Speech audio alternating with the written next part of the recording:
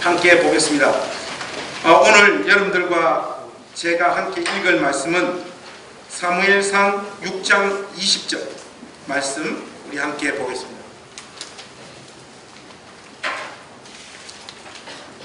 사무엘상 6장 20절 말씀.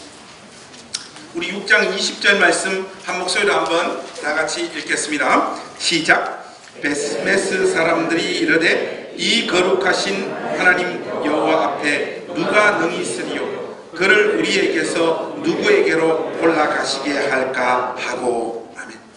오늘 한 절 여러분들하고 같이 읽었지만 오늘 여러분들하고 살펴볼 본문은 5장 중반에서부터 6장 전체까지의 내용들을 함께 살펴보기를 원합니다. 제가 지난주 시간에도 여러분들에게 말씀드렸습니다마는 이 사무엘상은 구조적으로 보면 4장, 5장, 6장이 계속해서 언약궤와 관련되어진 어떤 사건들, 그래서 사무엘 저자가 이 언약궤와 관련되어진 신론, 특별히 하나님은 누구신가에 관한 메시지들을 계속해서 던지고 있다는 걸 여러분 염두에 두십시오. 그래서 사무엘상 4장, 5장, 6장은 언약궤에 관한 이야기, 그것이 곧 하나님은 누구신가를 우리에게 소개하고 있는 장면이다. 여러분들 이렇게 마음 먹으시면 오늘 이 본문 말씀도 언약궤와 관련된 이야기가 전개되어진다는 것을 여러분들이 좀 감을 잡으실 수 있을 것 같습니다. 지난 시간에 우리는 다곤 신당에 놓인 여호와의 언약궤가 오히려 다곤 신당을 박살내는 그 사건을 통해서 하나님은 인간에 의해서 이용되어지시거나 인간의 목적과 가치에 하나님 자신의 힘을 쏟아붓는 존재가 아니시라, 하나님 스스로가 먼저 이니셔티브를 지시고 설정해 놓으신 목적과 가치에 주의 백성들을 순종케 하시는 하나님이라고 하는 사실들을 우리가 지난 시간에 정리했습니다. 오늘 우리에게 주어진 이 본문은 양쪽 진영, 그러니까 블레셋과 이스라엘이 하나님의 언약궤를 어떤 방식으로 다루고 있는가를 우리에게 소개하고 있는 장면입니다. 그런데 이 블레셋과 하나님의 언약 백성이라고 하는 자들이 사이에 공통점이 존재하고 있다는 것을 우리가 발견하게 됩니다.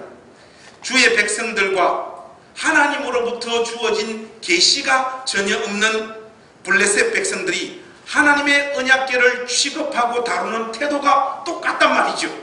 이것은 참으로 서글픈 현실을 우리에게 고발하는 장면입니다. 사무엘 저자는 이 부분을 놓치지 않고 정확하게 포착해서 우리를 향하여 엄중한 메시지를 던지고 있습니다. 오늘 바로 그러한 부분들을 여러분들하고 함께 살펴보기를 원합니다. 여러분, 우리가 오늘 본론으로 한번 들어가 보시면 여러분들이 5장 중반에서 보시면 어떤 내용들이 전개되어지고 있는가 하니 블레셋의 주요 도시들을 타격하는 언약궤의 모습을 오늘 우리가 확인할 수 있습니다. 먼저 다곤 신당을 다 부숴버린 하나님의 언약궤는 본격적으로 블레셋 주요 도시들을 타격하기 시작합니다.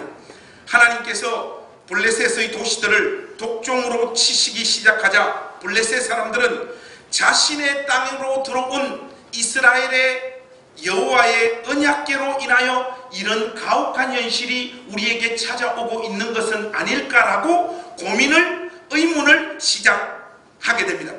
블레셋 사람들의 마음에 스며든 그 불안은 쉽게 사라지지 않습니다. 임시 처방으로 그들은 하나님의 언약궤를 가드에서 에고론으로 계속해서 옮깁니다. 왜 옮기고 있습니까? 언약궤가 들어가는 도시들은 이 언약궤의 능력에서 뿜어져 나오는 어떤 능력으로 말미암아 이 도시가 초토화되니까 자기 땅에 이 언약궤를 보관하는 것을 두려워하기 시작한 것이죠. 그들의 그러한 처방은 근본적인 해결책이 되어지지 못합니다. 왜 그런가 하니 에그론 사람들이 우리는 언약궤를 받지 않겠다. 왜냐하니까 블레셋의 다른 도시들이 이 언약궤를 소유함으로 말미암아 도시 자체가 초토화되어지고 있는 모습을 보니까 에브론 사람들은 우리는 그 언약궤 받지 않겠다, 이렇게 거부를 합니다. 이것으로 말미암아 이 블레셋의 방백들이 모여서 최종적으로 어떤 결정을 하는가 하니까 전쟁에서 승리한 자들이 쟁취하는 전리품, 가장 영광스러운 전리품으로 이 언약궤를 취했는데 이 언약궤를 다시 이스라엘에게 돌려주기로 결단을 합니다. 최종적으로 이들은 하나님의 언약궤를 이스라엘에게 돌려보내기로 결정을 하지만 자신들이 겪고 있는 주요 도시들이 독종으로 전염병으로 타격을 입는 이 현상이 정말로 이 언약궤 때문에 발생한 것이라고 확신을 가지는 단계까지는 가지를 못해요. 이 언약궤로 인하여 우리에게 이런 어려움이 오고 있을지 모른다가 그들의 마음의 상태의 정확한 묘사라고 할 수 있습니다. 그럴 수도 있고 그렇지 않을 수도 있다가 그들의 마음의 상태인 것이죠. 언약궤를 돌려보내는 방법을 보면 이런 속내를 우리가 정확하게 알 수 있습니다. 여러분 6장 1절에서 9절 말씀에 보시면 이제 이 하나님의 언약궤가 다시 이스라엘에게로 돌아가는데 그 장면을 우리에게 자세히 소개하고 있습니다. 블레셋이 하나님의 언약궤를 이스라엘로 돌려보내는 장면을 한번 보십시오.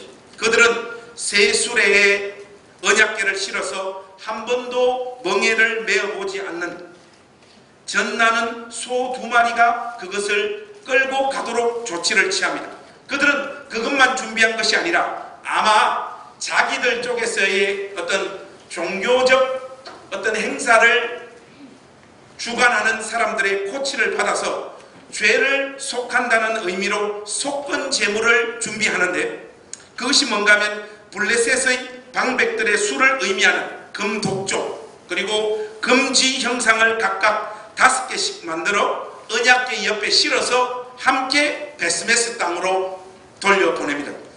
이렇게 준비한 다음 최종적인 확인에 들어갑니다. 이 언약궤로 말미암아 우리가 이 고초를 겪었는지 아니면 우연찮게 이런 일들이 우리 땅에서 발생했는지를 자기들 나름대로 기준을 세워놓고 확인을 하는 작업이 벌어지는데 여러분 9절 말씀을 한번 보십시오. 9절 말씀은 우리가 소리 내어서 한번 같이 읽었으면 좋겠습니다. 9절입니다. 시작.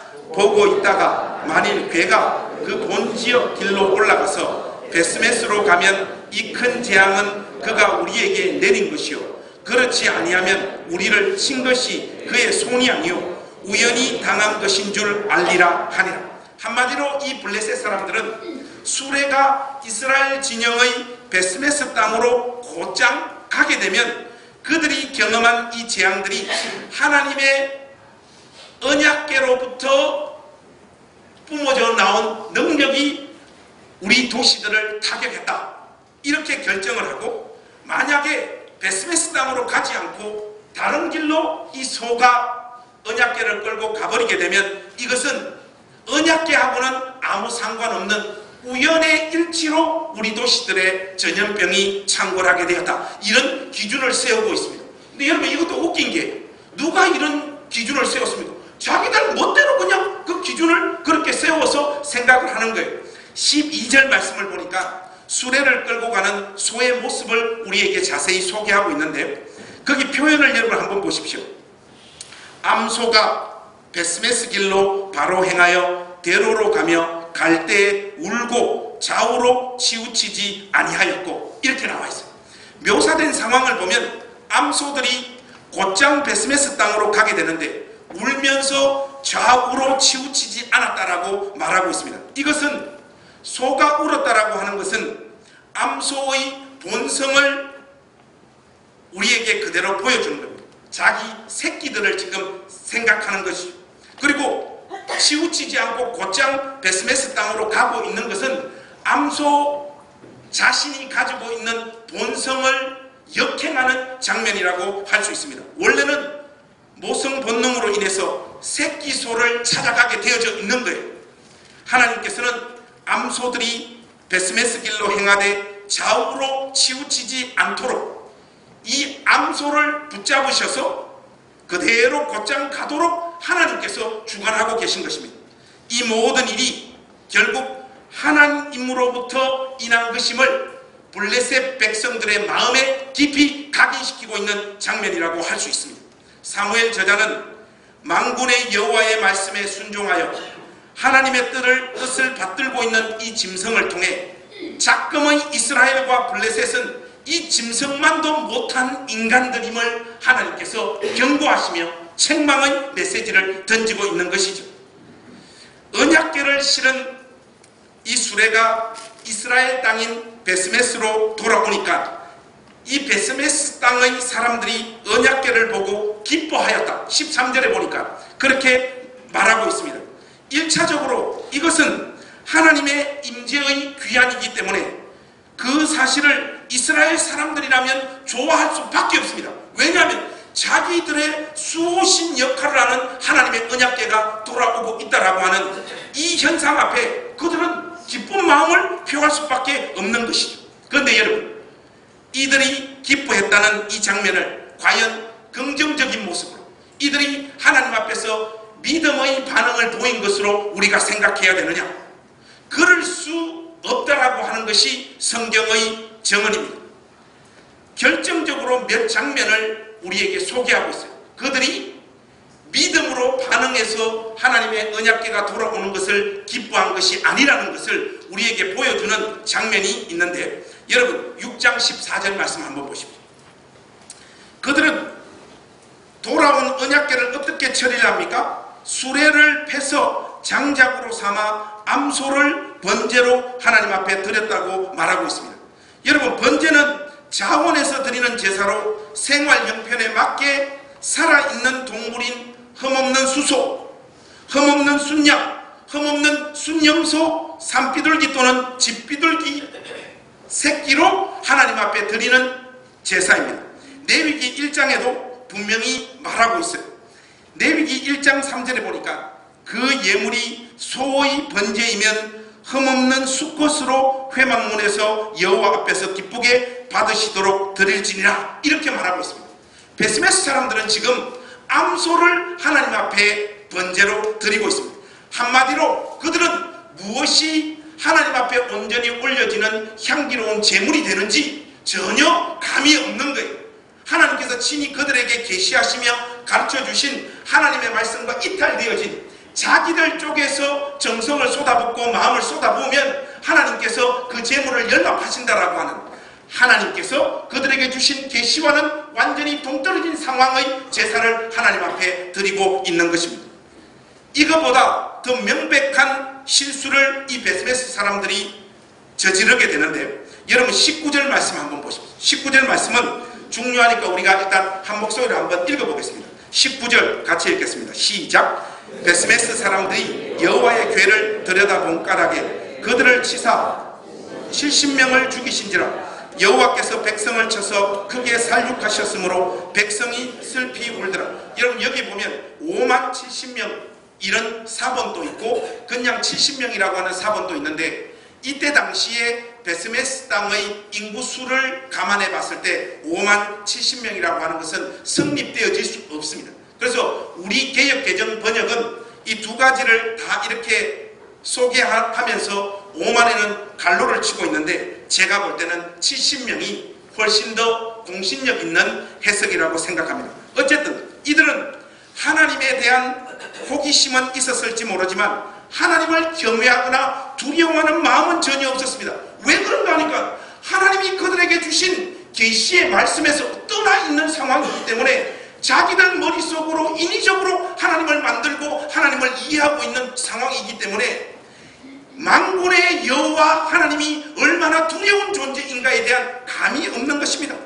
그러니까 언약궤 안을 들여다보는 이런 말도 안 되는 짓들을 너무나 당당하게 펼치고 있는 것이, 하나님의 말씀에 무지하고 관심이 없는 상황에서 하나님을 섬기고 있었기 때문에 이날 70명이나 되는 사람들이 하나님의 언약궤를 보고 죽음에 처해집니다. 그런데 여러분, 이것이 잔혹하신 하나님을 우리에게 소개하는 것이 아니라 이스라엘 땅에 거주하고 있었던 이 베스메스 사람들이 하나님이 친히 그들에게 일러주시고 가르쳐주신 방식대로 하나님을 따르거나 섬기는 자들이 아니었다라고 하는 것을 고발하는 장면이에요. 여러분, 민수기 4장으로 한번 잠깐 넘어가 보십시다. 여기 보시면 하나님께서 모세를 통하여 주신 말씀 가운데 지성물을 다루는 방식에 대해서 하나님께서 친히 이렇게 소개를 하고 있습니다. 먼저 여러분 민수기 4장 4절에서 7절 말씀 한번 보십시오. 4장 4절에서 7절 말씀 먼저 우리 한 목소리로 한번 다 같이 읽어보실까요? 시작!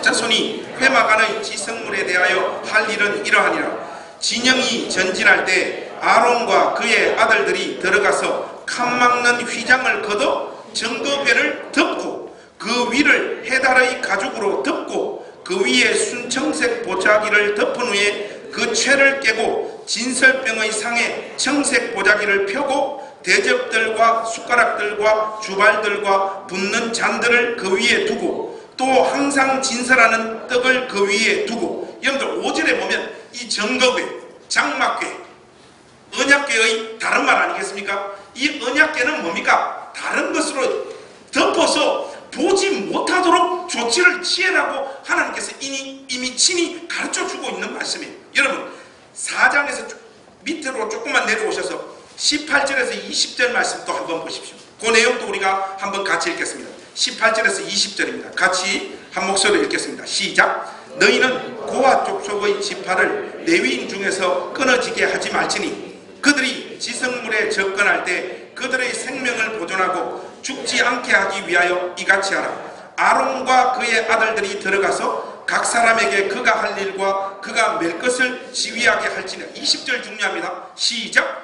그들은 잠시라도 들어가서 성소를 보지 말라. 그들이 죽으리라. 여러분 성소에 뭐가 있습니까? 언약궤가 놓여있지 않습니까? 잠시라도 보지 말라.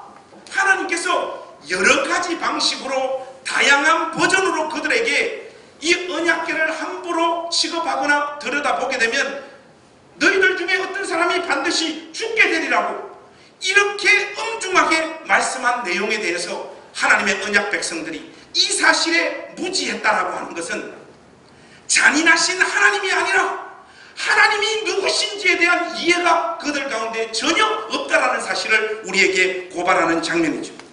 이스라엘의 베스메스 사람들이 보여주는 이런 스타일의 신앙은 사실은 그들의 삶이 하나님과는 아무런 상관이 없었더라. 이 사실을 우리에게 지적하고 있는 것입니다. 심한 표현일지는 모르지만 계시와 하나님의 말씀을 전혀 소유하지 않은 블레셋과 하나님의 언약 백성들의 모습이 전혀 구별되어지는 모습을 찾아보기 어렵다라고 하는 것은 이것은요 심각하고 서글픈 현실의 고발입니다. 70명의 사람들이 언약궤로 인하여 다시 죽음에 처해지자 그들의 입에서 무슨 고백이 터져나옵니까? 이 거룩하신 하나님 여호와 앞에 누가 능히 서리요?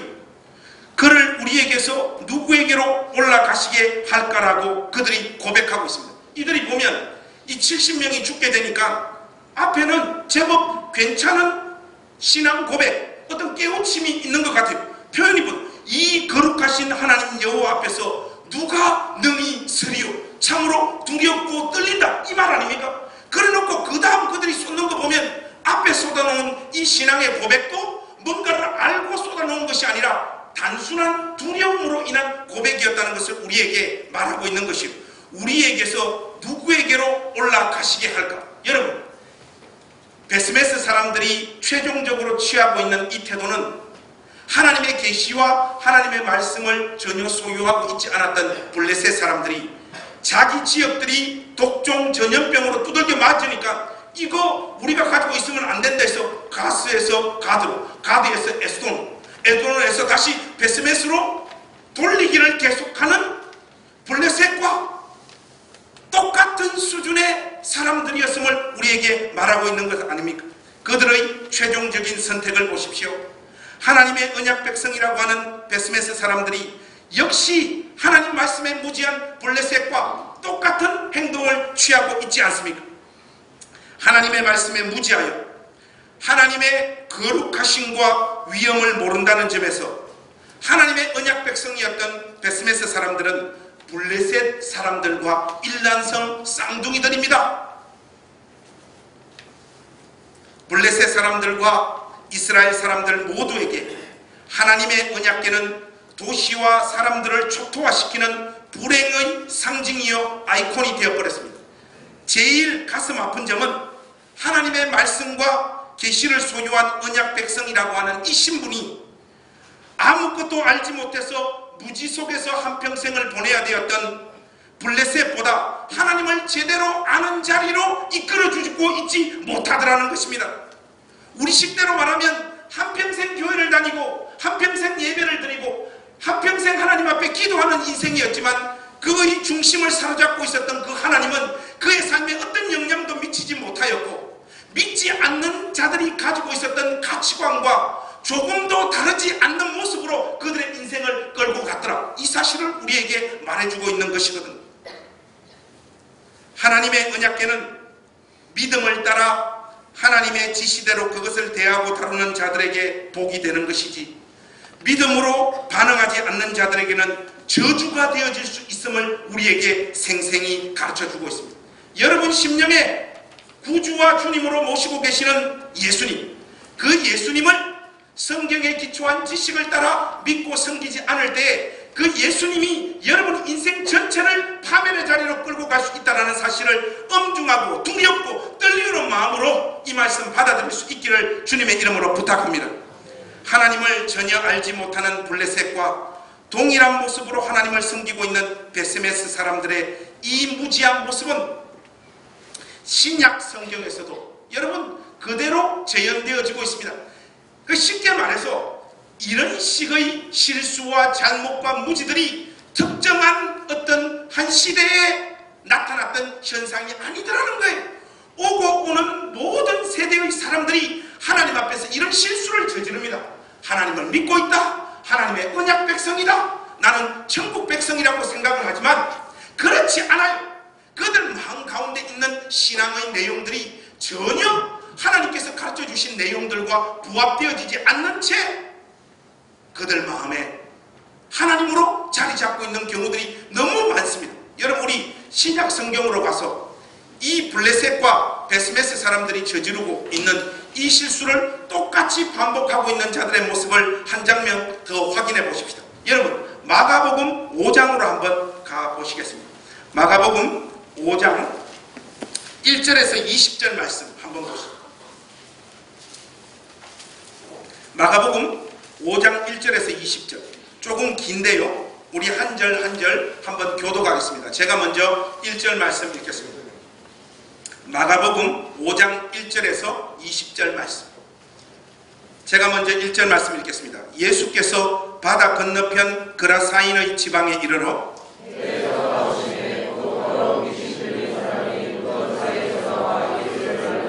그 사람은 무덤 사이에 거처하는데 이제는 아무도 쇠사슬로도 맬 수 없게 되었으니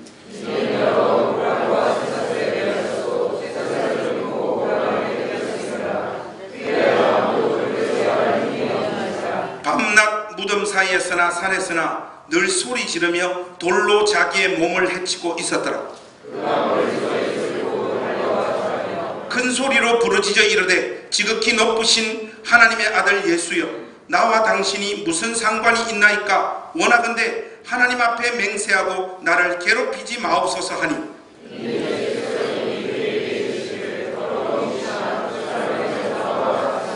이에 물으시되 내 이름이 무엇이냐 이르되 내 이름은 군대니 우리가 많은 인이다 하고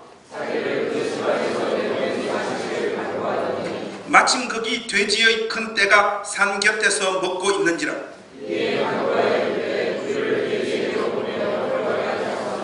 허락하신 데 더러운 귀신들이 나와서 돼지에게로 들어가매 거의 2,000마리 되는 떼가 바다를 향하여 비탈로 내리다라 바다에서 몰살하거늘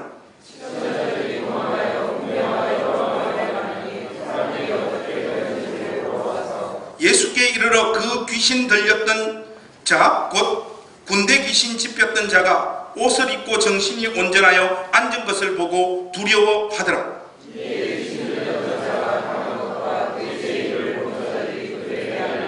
그들이 예수께 그 지방에서 떠나시기를 강구하더라.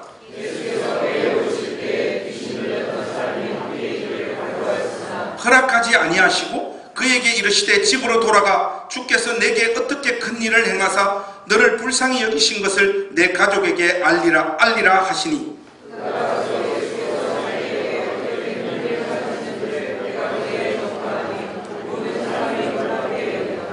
여러분, 이 그라사인 지방 사람들에 대해서 합신의 창시자였던 또 우리나라 그 신학자와 목회자로서 최초로 창세기부터 계시록까지 주석을 쓰신 박윤선 박사의 주석을 제가 잠깐 참고를 했는데 아주 깔끔하게 이 사건을 이렇게 정리하고 있습니다. 여러분 한번 들어보십시오. 그 지방 사람들은 돼지떼가 희생당하는 것을 보고 아까워하는 마음으로 예수님을 그 지방에서 떠나라고 청구하였다. 그들은 이렇게 어리석고 생명의 구주를 귀한 줄 몰랐다. 그들은 그리스도보다도 돼지를 더 사랑하였다. 이렇게 말하고 있습니다. 예수님이 그라사인 지방에 오심으로 무덤에 살고 있었던 군대 귀신은 쫓겨났지만 돼지를 구주보다 더 사랑한 돈 맡기는 그라사인 사람들의 심령과 영혼을 계속해서 장악하여 그 지역에서 살았더라. 이 사실을 오늘 이 사건이 우리에게 말해주고 있는 것.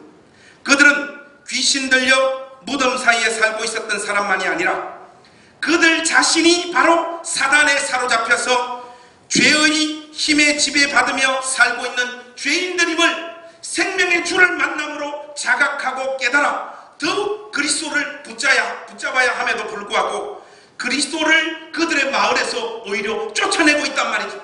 자신들의 재산을 침해하는 구주는 용납할 수 없습니다. 이것이 그라사인 지방 사람들의 사고방식이었단 말이죠. 그들의 모습은 영혼을 팔아 재산을 지키겠다라고 하는 자들의 행태를 고스란히 우리에게 보여주고 있는 것입니다. 여러분, 오늘 이 사무엘상 5장 중반에서부터 6장의 내용, 그리고 이 그라사인 지방의 이 장면을 통해서 하나님께서 우리 공동체를 향하여 던지시고자 하는 메시지가 무엇일까요? 블레셋 사람, 베스메스 사람, 그리고 여기 그라사인 사람들의 공통점이 한 가지 있습니다. 그것이 뭔가 하면 자신들을 불편하게 만드시는 거룩하신 하나님은 가차없이 자신들의 삶에서 제거하고 있다는 사실이에요. 그들의 관심사는 하나님이 어떤 분이시냐, 어떤 분으로 우리에게 소개되어져 있기에 우리가 어떻게 바로 하나님을 믿어야 될 것이냐, 여기에 관심이 쏟아져 있었던 것이 아니라 자신들에게 불편하거나 불길한 일이 일어나서 자신들의 삶이 어려워지는 상황을 이전처럼 그냥 단순하게 편안한 상황으로 만드는 데만 그들의 의식이 집중되어져 있었던 것입니다. 하나님도 내 삶에 불편한 것을 야기시키고 불편한 것을 요구하신다라면 단호하게 버리겠다라고 하는 것이 이들의 사고방식이었단 말이죠. 오늘날 교회를 다니는 사람들의 의식에 담긴 하나님도 이들과 비슷한 하나님입니다. 하나님은 어느새 영어로 하자면 easygoing God. 오늘날 신자들의 하나님은 친절하고 다정하고 따뜻하고 부드러운 하나님이 거룩하고 두렵고 경이로우며 엄위하신 하나님은 오늘날 복음주의 진영의 교회 안에 성도들의 의식하게 더 이상 자리 잡고 있지 않습니다. 어느새 교인들의 정신상태는 우리가 순종해야 할 하나님보다 우리가 사용하고 누릴 하나님에 초점이 맞춰져 있어요. 우리의 모든 권리를 포기하시도록 요구하시며 우리에게 다가오시는 하나님보다 자신들의 삶의 필요를 채우시고 충족시켜 주시는 이 하나님을 믿고 섬기고 있단 말이죠. 여러분 의식 속에서도 똑같지 않습니까? 여러분들이 추구하시는 하나님은 누구십니까? 우리를 위하여 십자가를 지셔서 우리를 구원해 주시는 하나님, 오케이. 우리의 죄를 용서해 주시는 하나님, 오케이. 세상 끝날까지 우리를 지키시는 하나님, 좋습니다. 때를 따라 돕는 은혜로 우리와 함께 하시는 하나님, 좋아요. 그러나 여러분, 하나님의 뜻을 엄중하게 요구하고 계시는 그 하나님도 오케이가 되고 있습니까? 죄에 대한 책임을 물으시고 심판하시는 하나님 앞에서도 오케이라고 여러분 외칠 수 있습니까?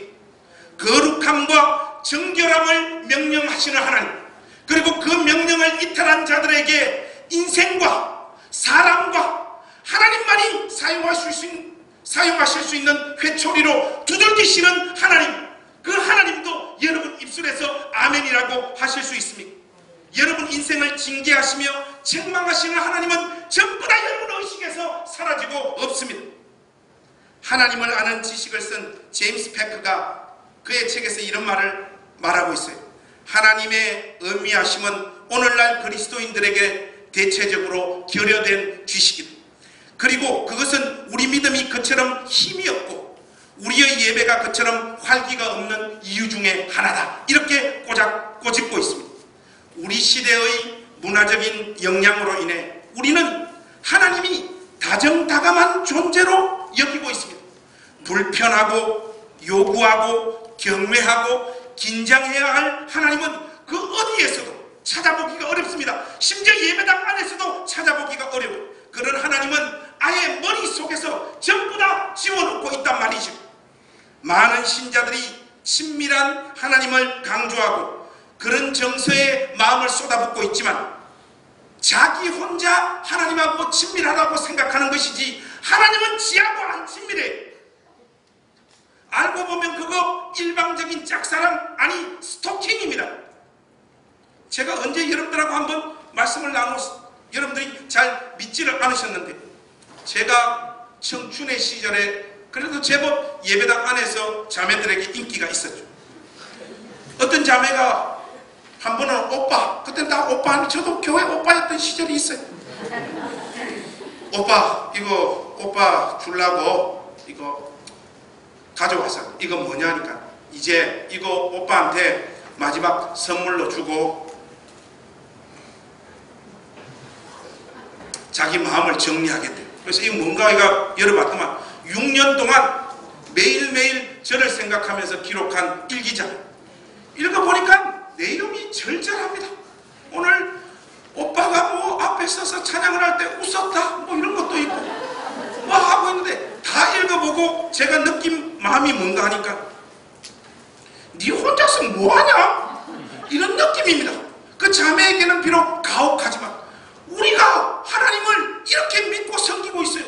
우리 딴에는 하나님을 향하여 친밀하다고 생각을 하지만 하나님은 여러분들에게 거룩하신 하나님으로 다보고 있다는 사실을 놓치지 마시기 바랍니다.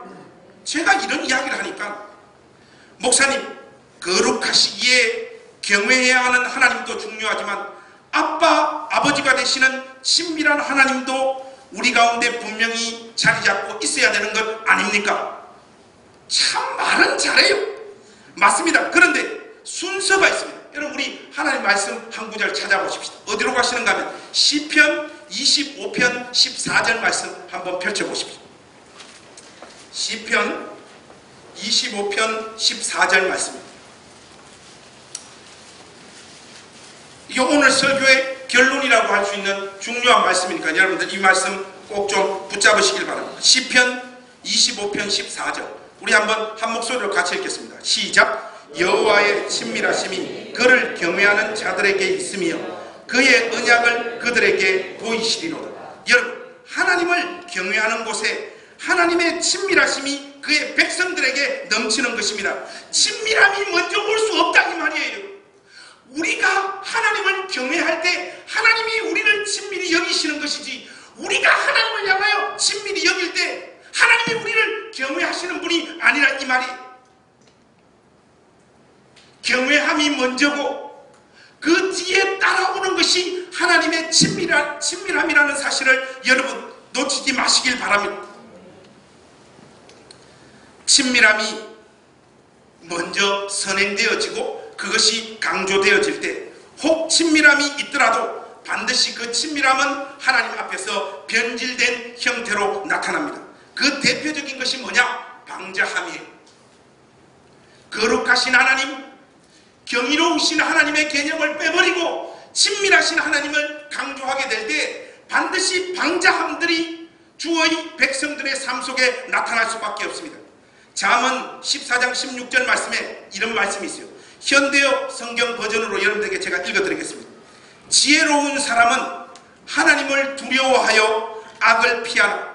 어리석은 자는 조심 없이 함부로 행동한다. 여러분, 너무나 명확하지 않습니까? 여러분들의 가정에 아버지와 이렇게 자녀들이 있지 않습니까? 여러분들의 가정의 분위기는 좀 어떻습니까? 저희 집은 친밀함이 압도적으로 아버지와 자식들 사이를 지배하고 있는 집안이에요. 이게 좋을 때도 있지만 이게 어떨 때 보면 집안 꼬라지를 아주 아사리판으로 만들어요. 여러분들 오해 없이 들으십시오. 집에 가면 친근함의 어떤 표현으로 제가 지호에게 욕을 할 때가 많습니다. 여러분, 아주 가까운 사이에는 욕이 애칭이 되잖아요. 근데 이 욕을 너무 다이렉트로 꽂아버리면 상처가 되잖아요. 예를 들면 이 설교 시간에 이런 표현이 어쨌든 여러분 보시면 우리가 열받았을 때 시발 이렇게 하잖아요. 하는데 아무리 그래도 자식한테 이걸 다이렉트로 이 단어를 꽂을 수 없으니까 이걸 연성화 시켜가지고 한번 꾸은단 말이에요. 그게 뭐 보면 시부랄 뭐 이렇게 꾸은단 말이에요. 해서 덜 마음을 다치게 이렇게 하는데 이게 시부랄 이렇게 하다가 한 번 더 꾸우면 시부알 이렇게 해서 아이들 마음에 친밀함을 표현하면서도 욕이 다이렉트로 아이들 마음에 상처가 주지 않도록 이런 표현을 제가 실질적으로 씁니다. 쓰면 아이들이 좋아해요. 그리고 아빠에게 좋아. 뭐 우리 애들이 정신 나가서 그런 거 아닙니다. 여러분들 그 분위기를 아시죠? 그런데 제가 이런 표현을 쓰니까 아이들이 언제 아빠를 좋아하는가 하면 용돈 줄 때, 그리고 진심으로 그들의 고민들을 품어줄 때, 그리고 피자 시켜달라 할 때 피자 시켜주고 치킨 시켜달라 할 때 치킨 시켜줄 때 아빠에게 친밀하게 그들이 다가와요. 그런데 이 아들이 원치 않는 아빠가 있어요. 그 뭐야? 이 새끼 너 핸드폰 언제까지 그렇게 할 거냐? 공부 좀 해라고. 제가 한 번은 지호한테 그렇게 이야기를 하니까 이런 공부를 요구하고 핸드폰을 그만하라고 요구하는 아버지는 지호가 원치 않아요. 그 원치 않는 건 괜찮은데 원치 않는 표현이 뭔가 아빠 좀 이러는 거예요. 이걸 죽여야 됩니까? 살려야 됩니까? 자식은 아빠한테 이렇게 나오면 안 되잖아요. 한 번은 야 김지호 핸드폰 그만하고 공부해 하니까 아빠 좀 정도가 아니고 에이 아빠 시구할 이러는 거예요. 와, 이거는 아버지를 경외하는 마음이 없어 방자하게 행하는 겁니다. 여러분, 그 표현이 지호 입에서 나온 그날 지호는 어떻게 되었을까요? 맞아 죽었더라. 그게 생생한 사실입니다. 우리가요 하나님 앞에 친밀한 정서를 먼저 쏟아붓다 보니까 교회 안에서 이루어지는 어떤 문화, 그리고 실질적으로 여러분들이 하나님을 생각하는 마음, 이런 것들이 전혀 성경적이지 않은 상황으로 막 흘러가버려요. 하나님이 여러분들에게 너무 가벼운 존재가 되어져 버려서 이게 구약 성경이기 때문에 우리에게 이런 무거운 거룩하시고 경이로우시고 어미로우신 하나님을 우리에게 소개하고 있는 것일까요? 그렇지 않습니다. 여러분하고 오늘 설교의 결론으로 히브리서 12장으로 가서 오늘 이 설교의 결론을 맺을까 합니다. 여러분, 히브리서 12장 24절에서 29절 말씀을 오늘 설교의 결론으로 삼겠습니다. 히브리서 12장 24절에서 29절, 제가 한 절 읽겠습니다. 여러분도 한 절 읽으면서 우리 교독하겠습니다. 새 언약의 중보자이신 예수와 및 아벨의 피보다 더 나은 것을 말하는 뿌린 핀이라.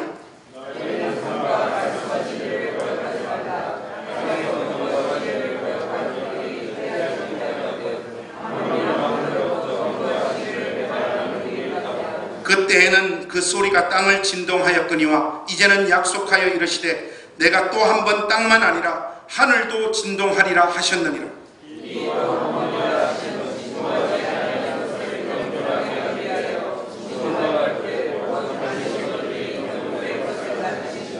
여러분 28절 29절은 우리 한 목소리로 한번 다 같이 읽었으면 좋겠습니다. 같이 읽겠습니다. 시작. 그러므로 우리가 흔들리지 않는 나라를 받았은즉 은혜를 받자. 이로 말미암아 경건함과 두려움으로 하나님을 기쁘시게 섬길지니 우리 하나님은 소멸하는 불이심이라. 여러분 28절 말씀에 보니까 흔들리지 않는 나라를 받았은즉 은혜를 받자. 은혜를 받는데 이로 말미암아 경건함과 두려움으로 하나님을 기쁘게 섬길지니. 왜 그렇습니까? 하나님은 소멸하는 불이시기 때문에 그래요. 여러분들 마음속에서 다정하고 친밀하고 친절하고 여러분들이 어떤 요구를 해도 그 요구에 그냥 순응하며 따라주시는 하나님을 여러분 가슴속에 담아두고 있다라면 이 하나님이 여러분 인생 전체를 소멸하는 불이 되어서 여러분 인생을 짓밟게 되실 것입니다. 이 내용을요 빌립보서의 버전으로 하자면 두렵고 떨림으로 너희 구원을 이루라 하는 말씀으로 우리에게 다가오는 것이, 여러분 이사야가 보았던 높이 들린 보좌에 앉으신 거룩하신 하나님, 우리 인생들이 참으로 범접할 수 없는 그 거룩하신 보좌에 앉으신 하나님을 보고자 하는 그 비전이 오늘날 권속들의 마음속에서 사라져버리면요, 여러분들이 믿고 있는 그 믿음에는 어떠한 예리함도 여러분 가슴속에 찾아오지 못합니다. 그 결과 여러분 삶에는 진지하고 의미심장한 예수를 믿은 이 사실로 말미암아 생성되어져야 될 열매는 여러분 인생에서 단 한 번도 찾아오지 않게 되어질 것입니다. 더 나아가 크신 하나님을 진정으로 경험하는 예배를 수많은 예배 속에서도 단 한 번도 맛보지 못하게 될 것입니다. 우리의 믿음을 믿음답게, 교회를 교회답게, 예배를 예배답게, 설교를 설교답게 만드는 유일한 길은 거룩하신 하나님을 만나는 것입니다. 사랑하는 우리 행신교회 가족 여러분, 오늘 저와 여러분들이 믿고 있는 이 하나님 너무 다정한 하나님 아닙니까? 너무 친밀한 하나님 아닙니까? 여러분 인생에 온 마음을 다 들여 두렵고 떨리우는 마음으로 섬겨야 될 그 하나님을 회복하는 복된 주일이 되어주시기를 우리 주님의 이름으로 축복합니다. 이스라엘 백성들이 이 싸움에서 실패함으로 말미암아 그 하나님으로부터 엄청난 심판의 주인공이 되고 있었는데, 그 심판의 주인공이 되는 그 모습은 하나님을 전혀